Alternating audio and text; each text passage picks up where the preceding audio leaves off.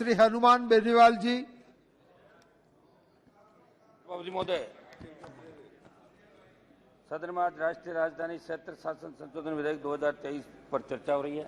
मेरे से पूर्व दोनों पक्षों के वरिष्ठ सांसदों ने इस पर लंबा चौड़ा भाषण दिया।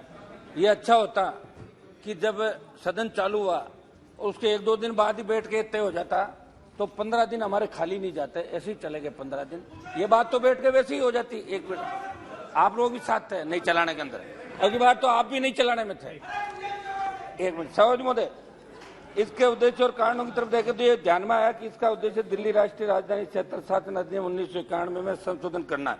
इससे केंद्र सरकार को अधिकारियों, कर्मचारियों, कार्यकाल अन्य सेवा शर्तों से दिल्ली राष्ट्रीय राजधानी क्षेत्र के कार्यों के सिलसिले में नियम बनने का अधिकार मिल जाएगा। सरोज महोदय, गृह मंत्री जी ने माननीय सुप्रीम कोर्ट के निर्णय की व्याख्या सदन में पढ़कर सुनाई। जैसा कि हम सब जानते हैं, सुप्रीम कोर्ट की संविधान पीठ ने ये कहा था कि जो अध्यादेश आप लाए हैं ये गलत है, जिसके बाद केंद्र सरकार ने 19 मई को अध्यादेश लाकर न केवल संवैधानिक सिद्धांतों का उल्लंघन किया और निर्वाचित सरकार के अधिकारों को, आप बात तो करना, बालियान जी डिस्टर्ब क्यों कर रहे हो? एड्रेस टू चेयर तो करूं मैं एक बार। Hanuman ji, you address to cheer. शुरुआत तो करने दो सर। You address. धीरे धीरे फ्लो में आऊंगा, धीरे धीरे। नहीं, आपको तीन मिनट है। You have to conclude in 3 minutes.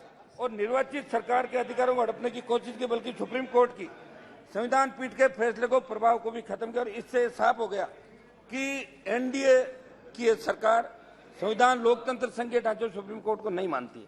मैं सरकार द्वारा लाए गए इस अध्यादेश बिल की बारीकियों से न जाकर सरकार की यह बिल लाने की मंशा पर सवाल उठाते हुए कहना चाहूंगा कि सुप्रीम कोर्ट की संवैधानिक पीठ के फैसले को नकारने वाला बिल है। संवैधानिक है, अनुच्छेद 239(2) में साफ साफ कहा गया कि दिल्ली में एक विधानसभा होगी, जबकि अन्य केंद्र शासित प्रदेशों में, आपके कई सांसद ये दे रहे थे कि दिल्ली केंद्र शासित प्रदेश है, लेकिन इसके अंदर आप पढ़ें कि दिल्ली में एक विधानसभा होगी, जबकि अन्य केंद्र शासित प्रदेशों में विधानसभा हो भी सकती है और नहीं भी।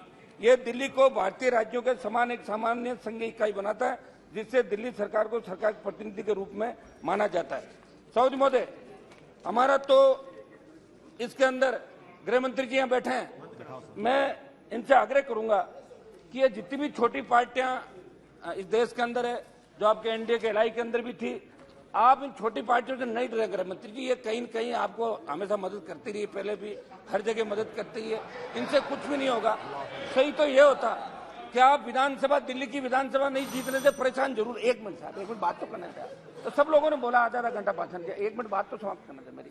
आप इतना इनका पीछा नहीं करें, क्योंकि आप जितना इनका पीछा करोगे उतने वापिस जीत के आएंगे, इसलिए आपको इस चीज का भी ध्यान रखना।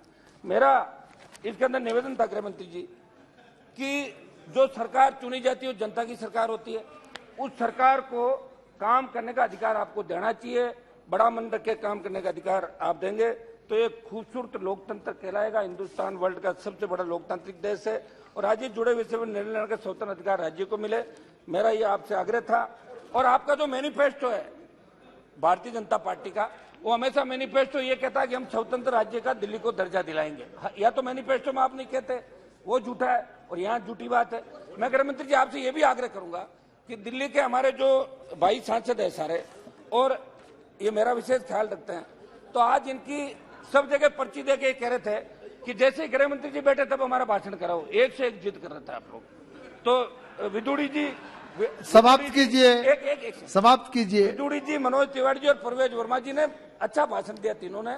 इनकी परफॉर्मेंस को देखते हुए कोई मंत्रिमंडल का विस्तार हो तो एकाध का number. Thank you very much, thank you. एक मिनट, एक लास्ट मेरा सर आग्रह था कि अपने मणिपुर, हरियाणा, इसकी तरफ भी आप ध्यान दें। गृह मंत्री जी यहाँ बैठे और एनडीए की बैठक गृह मंत्री जी आपने बुलाई, लेकिन लेट बहुत बुलाई, 4.5 साल में याद नहीं है आपकी।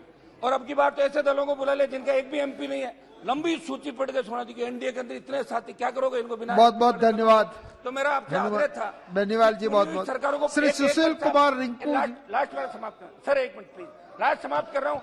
कुछ इधर भी तो वार करूंगा मैं। एक मिनट लास्ट मेरा ये था साहब, ईडी सीबीआई के दुरुपयोग की बात बार बार चल रही है, ये सही बात है, लेकिन कांग्रेस पार्टी ने भी ईडी सीबीआई का दुरुपयोग किया था और खुद के ही मंत्रियों को जेल के अंदर डाला था, ये सही बात है उस समय भी।